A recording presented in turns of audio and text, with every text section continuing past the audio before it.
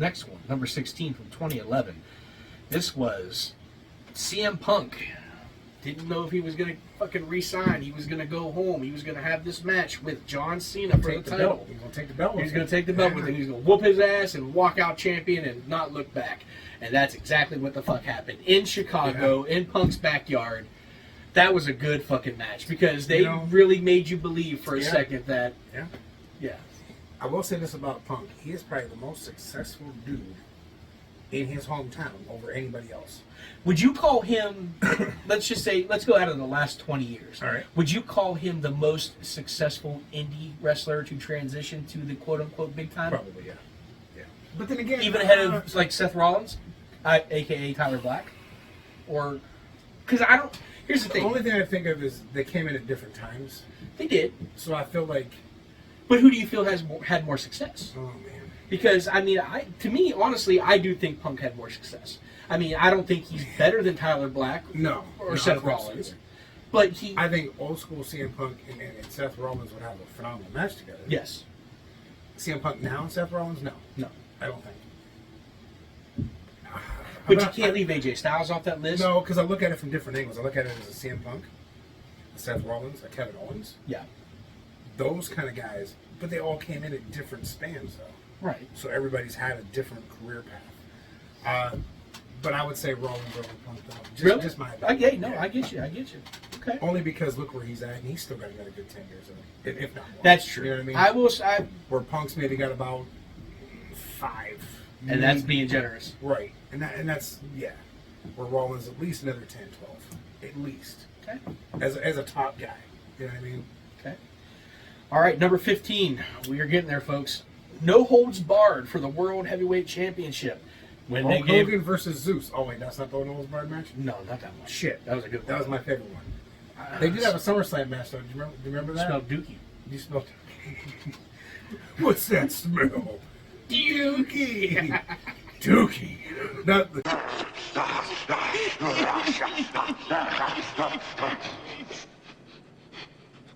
What's that smell?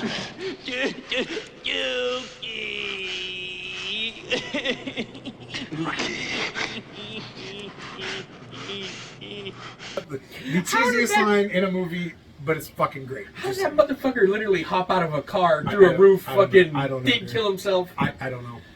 Hogan had superpowers, like he did in most of his matches in the 80s. So yeah, that makes a lot of sense now.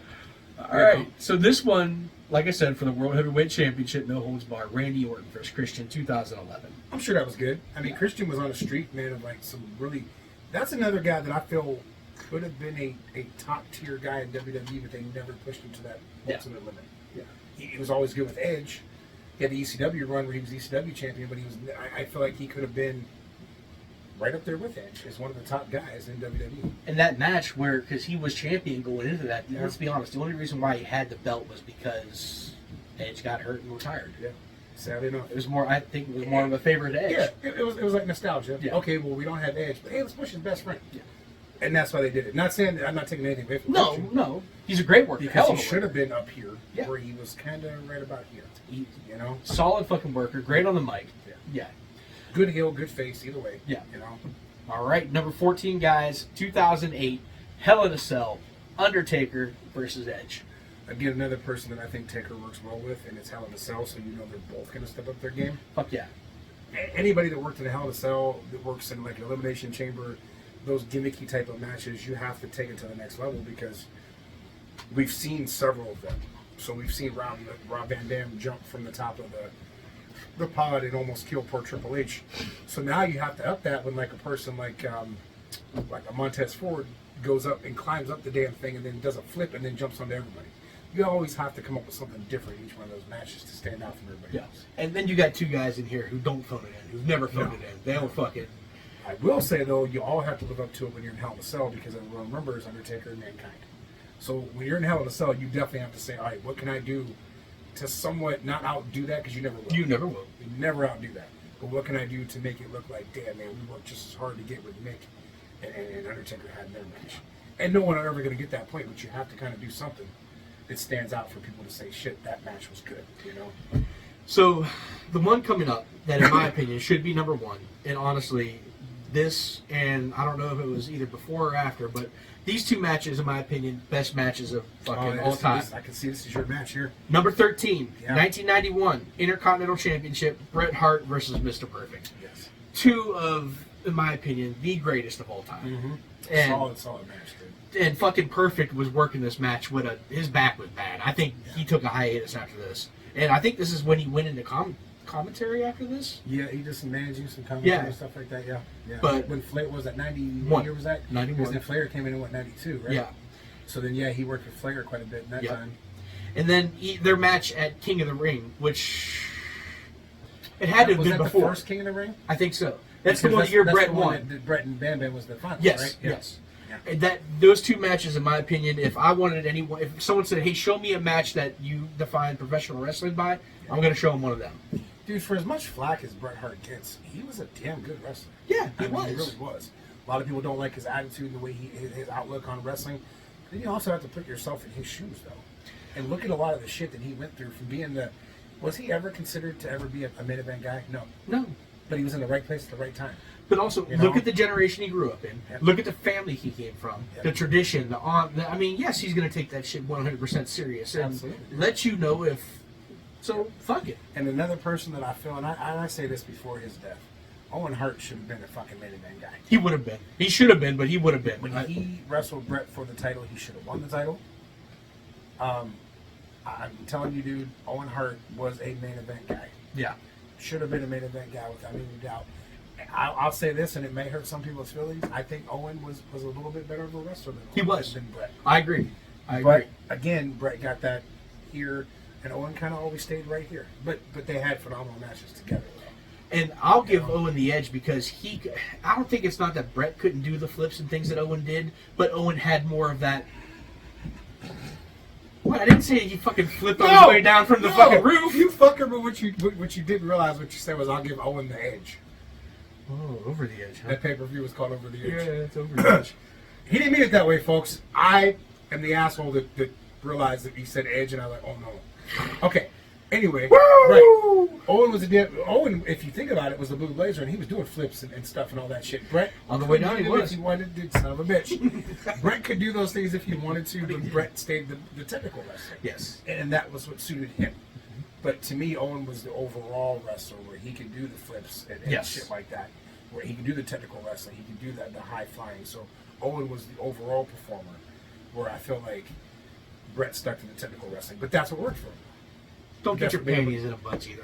No, it's more my fault. I love Owen Hart. I still feel terrible that the man's gone. Like, he was a damn good. Like, that was a huge loss for wrestling. It was huge loss. All right, about to crack the top 10 here. That's my fault. Yeah. Sorry. Number 12, 2007. I'm an asshole. 2017. 2017. 2007. That's like the guy from Walmart. This dude that works at Walmart. He works in the electronics section, right? So I forget what I was looking for the one night. And he was like, oh, it's over there by the speakers. And I was like, what? He's over there by the speakers. So then, one day, this off subject for a second, because that's what we're going to tangents. Still with it. I was looking for a microphone, I think, or something. Turntables and a microphone? 2 turntables and a microphone. Where it's at. Anyway, Madison's with me, and I walk over, and the dude comes over. I say, "Hey, does this like come to such and such a thing?" And I'm still talking. This cat said, "No, I don't do that. Whatever do it," and he walked away. And I look, and I was still talking. I was like, "Oh, I was still talking to you, but you're leaving." And Madison starts laughing. So we go over and we tell my mom, and she goes, "Where's that motherfucker at?" I was like, "Oh no." I said, "Madison, let's go because we don't want to be around when this happens, right?" I was like, "Because we know we're going to hear." "Oh, father, an old woman killing a young man in the back here." But dude, he just walked away. Like, I was like, yeah, so if you just gonna walk away, huh? Madison lost it. Like, to have your kid get in on jokes like that and stuff, there's nothing better. From the way you're describing it, did he ask Flanky? Well, because Flanky said it was okay. Man, we had a referee like that real quick. I get on a tangent, but he took my abuse of the word saying like, for the locker room, we'll say, hey man, so so-and-so versus so-and-so, hey man, I trust you guys, go out there and do what you're going to do, right? So my policy is no ref bumps unless I say, hey, I need a ref bump. He went over to Kurt that night, and I forget who Kurt was working, and he told Kurt, I'm going to take a ref bump. And Kurt goes, oh, man, you better talk to John. Right. He said he walked away, came back, and Kurt says, no, he said he trusts you. He used what I said to those guys. And this motherfucker took a ref bump, and I blew up. Yeah. I was like, because Kurt told me he had a ref bump. I was like, what? He goes, yeah, he told me. He said, I said, oh, motherfucker. So, like, anytime he's there, I'm like, no ref bumps unless he goes around so telling the guys he wants to take ref bumps. And I'm like, I don't know what you don't get about that. Like, dude, I'm trying to tell you, like, I'm trying to keep you safe, dude. Like, but whatever, man. Tangent, sorry. Yeah, well, this didn't fucking fall from the rafters. Son of a bitch. Keeping them safe one way or another. All right, number 12. I don't condone that. Sorry. Can't. A fatal four-way for the Universal Championship 2017. I actually love this match. Okay. Samoa Joe, Brock Lesnar, Braun Strowman, and Roman Reigns. That was a fucking hard-hitting. I love me some Samoa Joe. So I was happy just to see Samoa Joe get put in the ring with guys like that. Yeah. Because, again, you want to talk about a dude who didn't get a good enough run in WWE with Samoa Joe. Absolutely. His NXT run, phenomenal. Both of his NXT runs are phenomenal. And then you put him on the main roster. And I know he got hurt a couple times. I get it.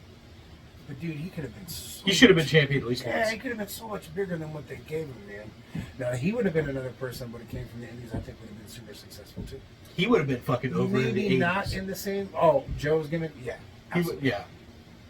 Joe was the modern-day Taz. In a sense.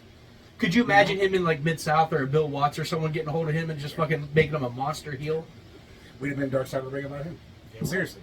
I'm just saying. There's a lot of the old boys that would fucking, from this time, that would fit in the 80s so Yeah. well. But I agree. alas, that's not what we get. All right, for the WWE Championship, number 11, 2001, Stone Cold Steve Austin versus Kurt Angle. I mean, I'm sure it was good. Dude. Absolutely. Two good guys that could go out there and bust their ass. So, yeah. That era was, Absolutely. Number 10, Seth Franklin again versus Brock Lesnar 2019. I'm sure, look, they're both good. It's probably a good match, but it's probably cookie cutter. Seth and Brock have gone at it. It was just probably fucking another day at the office. Yeah. So nothing to stand out in my When you see guys work so many times, like, again, you just kind of know what you're cheering for. I remember this match coming up distinctively for yeah. fucking Triple H getting his leg caught up in the fucking ladder. So from 1998, ladder match for the IC title, Rock and Triple H. If I'm not mistaken, they covered this on Young Rock. Yeah. Like, on the last season. Yeah. And it was actually kind of cool to, like, obviously I know that show was more fictional than it was real. Right. But it was cool to kind of get that, like, story about that, on the show. That was cool. Uh-oh, we got a Dolph Ziggler? Is that a Dolph No, Ziggler? that's a young Chris Jericho. Oh, my God. Versus the Canadian child killer again. Oh. Number... Next. Swipe. Let's swipe. just keep swipe. Amen. Swipe the Bible. Here. Jesus, those little children. Okay. Number 7, 2016. This was a fucking great match. Yeah, that's a big AJ Styles, John Cena. That was a fucking good match. Dude, AJ, I feel like had he had come over earlier, he'd have had a way bigger career than WWE. Not saying that he didn't do well in his time. He's still there, so I'm not saying I'm sorry, like saying it like that, but I feel like he'd have came over a little bit earlier, maybe 5 years before, 10 years before. He'd have had a damn good solid run. That's just like with Sting. What if he would have came earlier? How many fucking dream matches could we... Man. Or if fucking Brett never got hurt and eventually came back to WWE. Him and fucking Kurt Angle. Could you imagine him and Kurt Angle? We did miss out. And that's why I say, like, you look at it now and, dude, what's left in our dream matches we're never going to see? What's really left? With Brett and Kurt in the condition that they're in, I bet you still, if you let them two fuckers get in the ring, I mean, I'm not going to say something, dude. I bet you they could still find a way to fucking... I think the last big, and I don't even know if this would be considered a huge, like, in lights type of match, but I think the last big thing we could get would be Bobby Lashley and Batista. Yeah. I think that'd be like the last big, oh shit, this is a guy from that era and a guy in this era. Yeah. And that might do well. I don't know if it's WrestleMania well. She's wide. Do we want to cut? No, she's good. Okay. She's good. All right. But then, well, I don't know if it's WrestleMania worthy, but it's up there in a match that I think could do well on any pay-per-view. If the right story was told, if you could lure Batista back for one more, that would be a big match to say Batista, Bobby Lashley. Well, and if fucking COVID wouldn't have hit, we would have got Undertaker and AJ in the ring, not the fucking boneyard you know match. what though? For what that was fun. It I'm not was. gonna lie, it was fun, dude. And I feel like him and Sting could have done that too, though. They could They have done a could've cinematic match. But You for know? me, I would have rather had them in the ring. Me too. That would have been a match of two characters that I think everybody pro Sting and Undertaker, but not beat Sting and Undertaker. No. Because we've seen that already. That happened. Yeah. It happened years ago. Me, Mark Callis versus Sting. That happened. You know. Right. It wasn't good by any means, but it happened. You know what I'm saying? Marcus Knight, who I might know, is on Instagram. Oh, make sure to add him. No, that's all right. All right. So next. So, number 6. No. Oh God, is that guy again?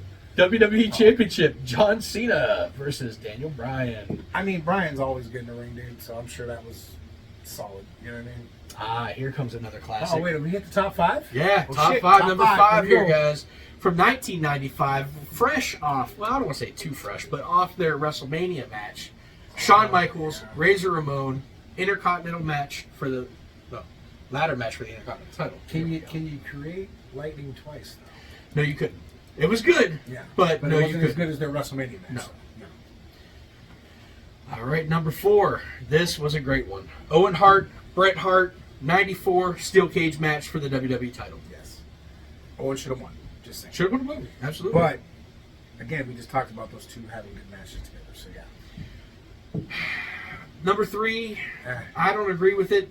too high up on the list. Yeah, I agree. Too high. No DQ match for CM Punk versus Brock Lesnar. Replace that with Brett and Mr. Perfect and put them in that other spot. Amen, brother. And that would be a much better choice. Now, here I can kind of... Okay. Yeah. Number 2, Yeah. TLC 1, Hardy Boys, Dudley Boys, Edge and Christian, 2000. You'll never beat it.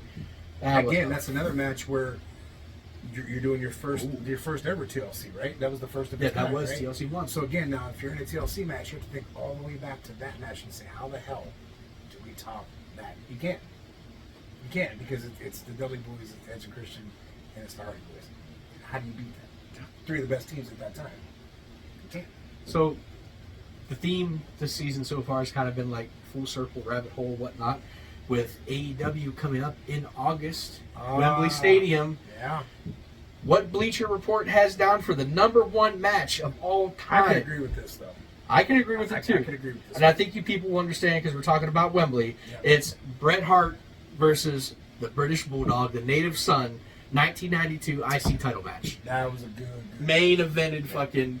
And the funny thing is, if you've read Bret Hart's book, he said that Davey Boy was so fucked up on painkillers during this match that he couldn't even remember his name. Bret had to lead him through the whole match. But if they had that good of a match with Davey Boy that bad, Dude, he had to be working on straight, just like fumes alone. Just Yeah. say, hey, I got this, you know. But man, damn, dude. But that was a good fucking match, though. so for you, that would be your number 1. Would you put it there? I mean, yeah, only because of the story behind it. But then I have to say, you know what, my top 3, I'll stick with their number 1. Because Okay. it was good. But number 2 would have to be Brett and Perfect, and number 3 would have to be the TLC. Because those matches, for their time, were just solid matches. Like, and you know what's not, a lot of Hulk Hogan is not on there. Did you notice that? Well, there's a reason for that. Yeah, a lot of Hulk Hogan is not on there, dude. So I will agree with that. Actually, I want to go over the card real quick with you and just get a quick rundown. And Oh, we'll- for tonight. SummerSlam? Yeah. Yeah, let's do it. Let's do There's it. like 9 matches on tap. So- 8 or 9 matches. we'll go ahead and we'll get it here. And you got to forgive me, guys. I'm pulling this up as we speak. Yeah, So that's fine, that's fine. let's start at the bottom. The SummerSlam Battle Royal. Who do Yes. you have winning that? And Listen. let me talk to you. Yeah. Yeah. If there's ever a time to pull the trigger on LA Knight, it's now. It has to be. He needs a big win, even though it's not a huge match, but he needs a big win on a pay-per-view. This would be the time to put LA Knight over. You got to ride that momentum, dude. All right. So I agree. LA Knight is who I would pick. Next match, Logan Paul versus Ricochet.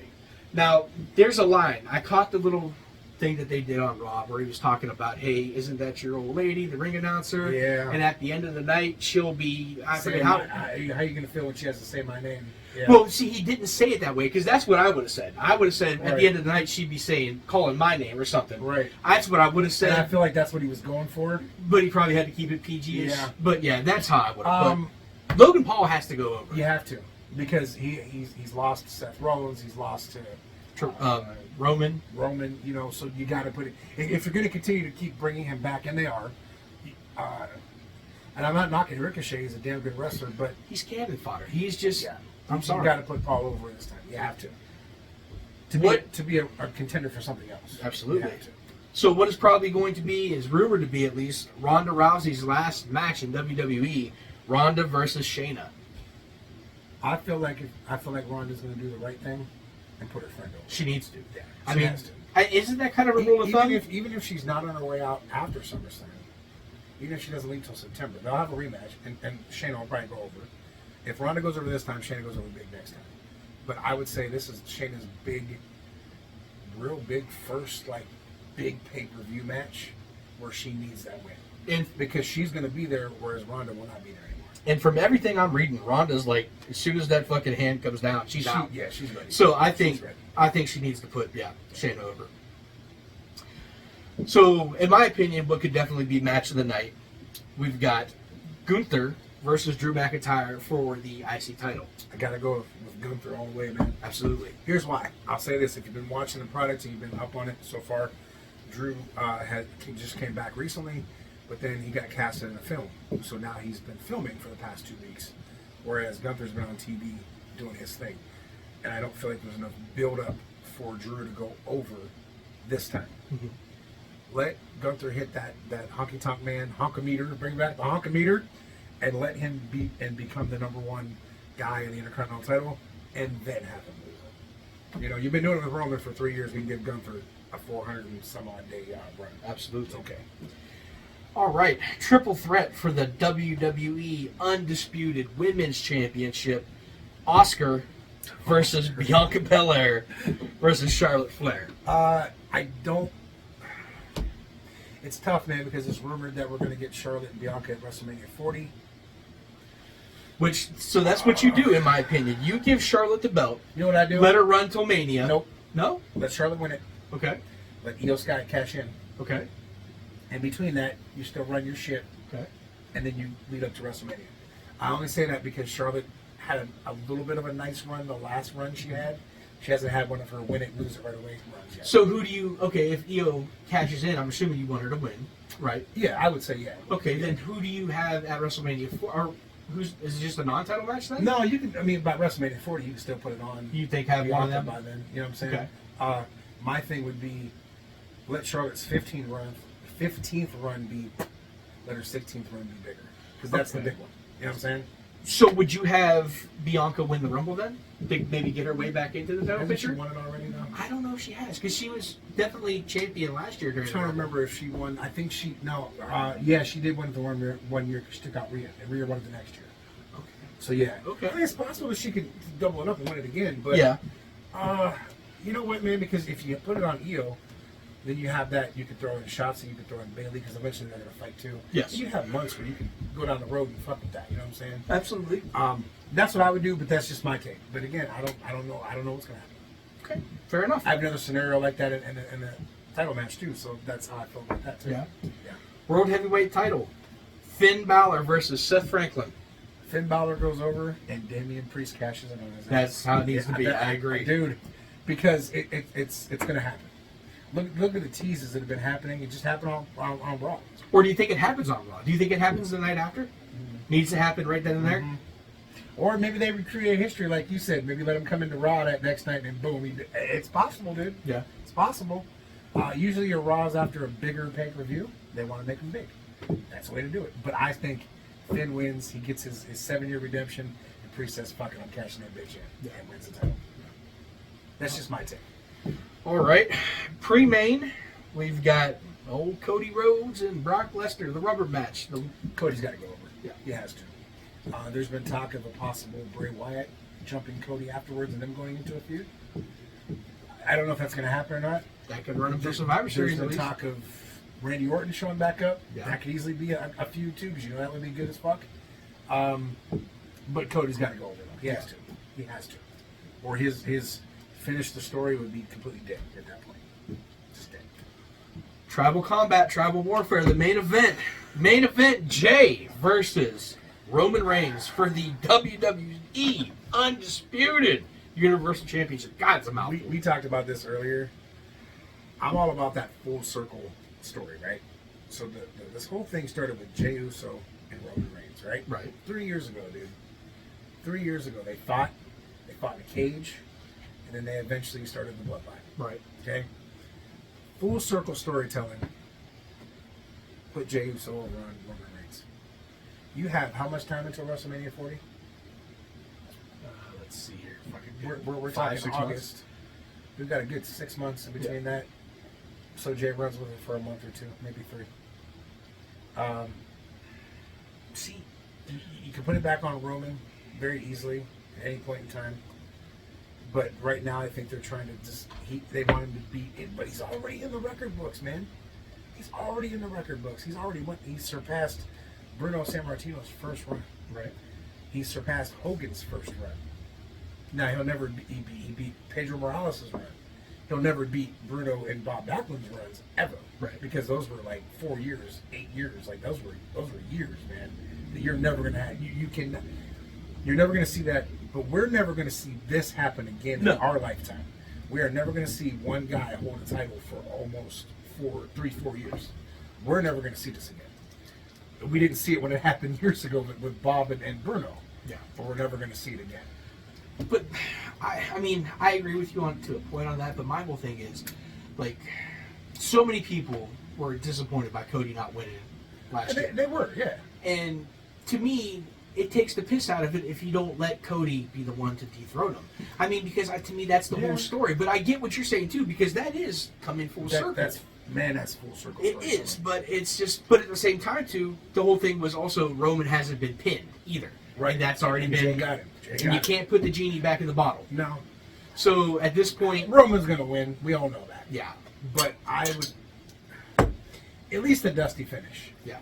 You got to put Jay over, but there's got to be maybe a foot on the rope, under the rope.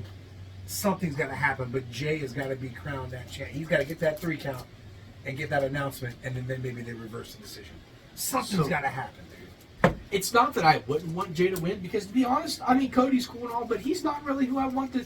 If it was Jay's up to over me, as fuck right now too, though. if I had the fucking pencil, WrestleMania 40, you let Roman take the title into that, Gunther wins the fucking Rumble, and you have one of the hardest hitting fucking matches of all time. Dude, Give Gunther the ultimate rub. I don't know if Roman's ready for that match. Like, I Chop don't know the if he's soul out of that doing- motherfucker. I don't, dude. When he were at Chad Gable, and Chad Gable's a fucking phenomenal wrestler. He is. He's the Kurt Angle of now. Yes, he is. Let's be honest. Wish you got But used that God way. damn it, dude, I almost felt bad for him when Gunther was chopping his ass. Holy shit, dude.